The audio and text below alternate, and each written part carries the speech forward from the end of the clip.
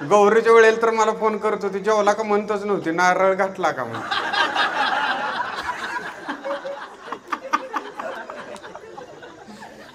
ती परवा पेपरला बातमी वाचले, नारळ मागले, असे घरातनं सगळ्या पळायला लागली, नारळ मागले, नारळ मागले. अगं म्हणलं आता मागू दे की काय त्यात आहे. आणि मी एकदा असा वर होतो आणि कोण बाई आली, 4 नारळ पाहिजे. मला म्हणले 4 नारळ घेऊन यावं.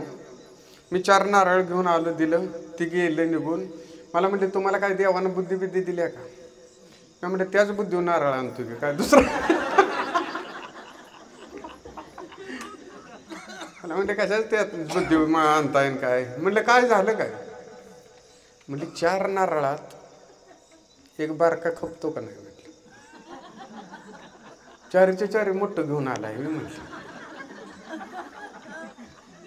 आणि हे फक्त बायकासनीच जमतो बरं का. हे गाड्यांचं काम ते फक्त तुम्हीच करावं. नवऱ्याला न माहिती होता तुम्ही पैसे साठवताय, त्याच्याच खिशातलं काढून, हेच तुमचं टॅलेंट.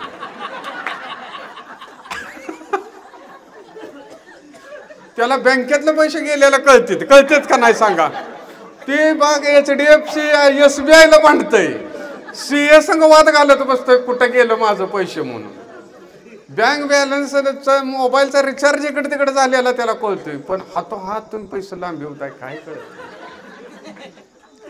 आणि माहेरला जातो म्हणून जाताय, काय तर घेऊन येताय भावाने केलं म्हणून.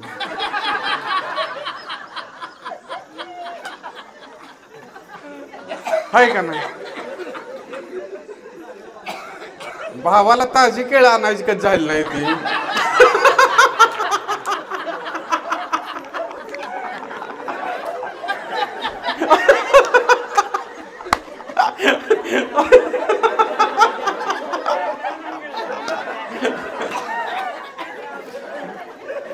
डिगावली केळं घेऊन येतोय तो.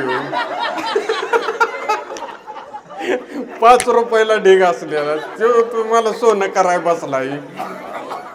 खरंय का नाही सांग.